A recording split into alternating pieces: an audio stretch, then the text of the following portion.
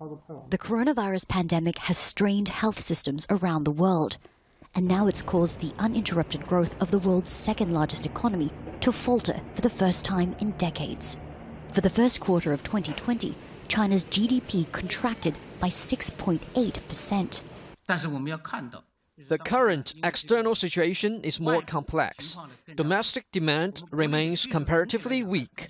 Companies still face difficulties, such as insufficient demand and a drop in orders. Preventative measures saw China's economic activity slow to a trickle for nearly 2 months.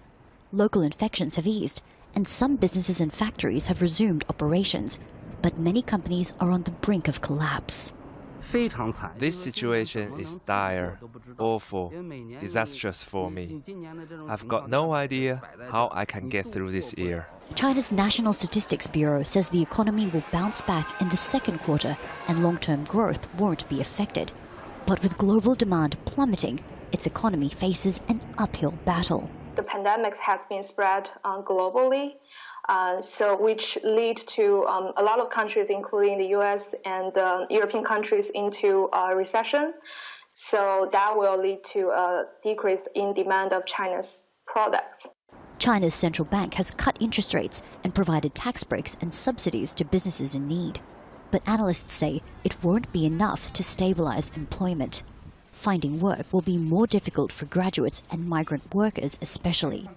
And while economic growth has plummeted, China's COVID-19 death toll has been revised upwards. After a formal review, officials in the original epicenter of Wuhan increased the number by 1,290, saying previous records were incomplete. China's coronavirus count has been adjusted several times in recent months.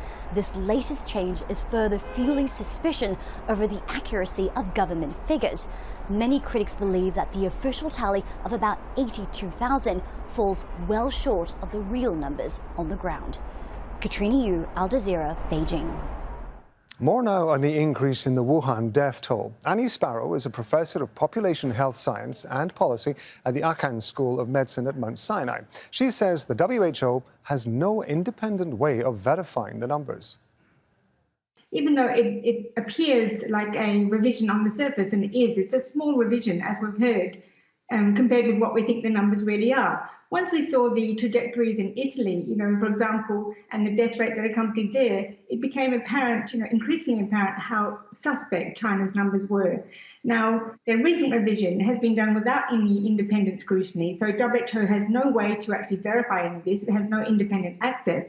These are only official figures, and no non-official figures are allowed. So it's a self-correction, not an actual change in methodology. As we know, China originally, if you died without a test, well, then you weren't counted as a COVID death.